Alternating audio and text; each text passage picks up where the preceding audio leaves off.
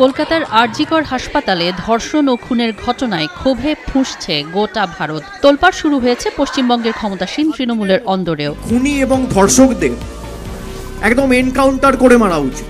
এই ঘটনায় এক সপ্তাহ প্রশাসন যেভাবে এগিয়েছে তা নিয়ে ঘনিষ্ঠ মহলে চূড়ান্ত ক্ষোভ জানিয়েছেন তৃণমূলের সাধারণ সম্পাদক অভিষেক বন্দ্যোপাধ্যায়। জানা গেছে, নারী চিকিৎসকের মরদেহ উদ্ধারের পর থেকে সরকারের বিভিন্ন বিভাগের কাজে চূড়ান্ত গাফিলতি চিহ্নিত করে আপাতত এসব থেকে দূরে থাকারই সিদ্ধান্ত নিয়েছেন তিনি।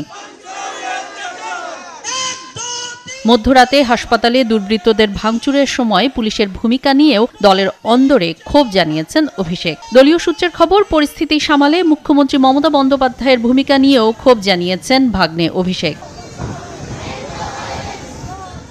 তদন্তের অংশ হিসেবে পরপর ৩ দিন সিবিআই দপ্তরে হাজিরা দিয়েছেন আরজিকর মেডিকেল কলেজের সদ্য প্রাক্তন অধ্যক্ষ সন্দীপ ঘোষ।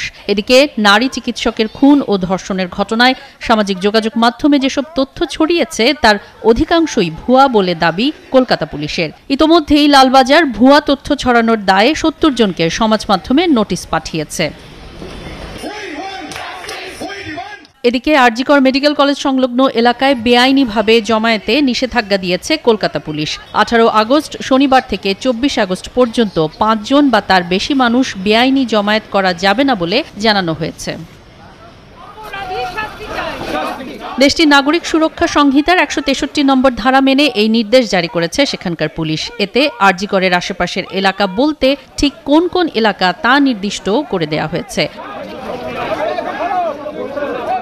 গত বুধবার রাতে মেয়েদের রাত দখলের মিছিলের সময় আরজিকর হাসপাতালে হামলা হয়। ভাঙচুর চলে জরুরি বিভাগে। কলকাতা পুলিশ বলছে, বুধবার রাতের ঘটনার পুনরাবৃত্তি ঠেকাতেই এই পদক্ষেপ।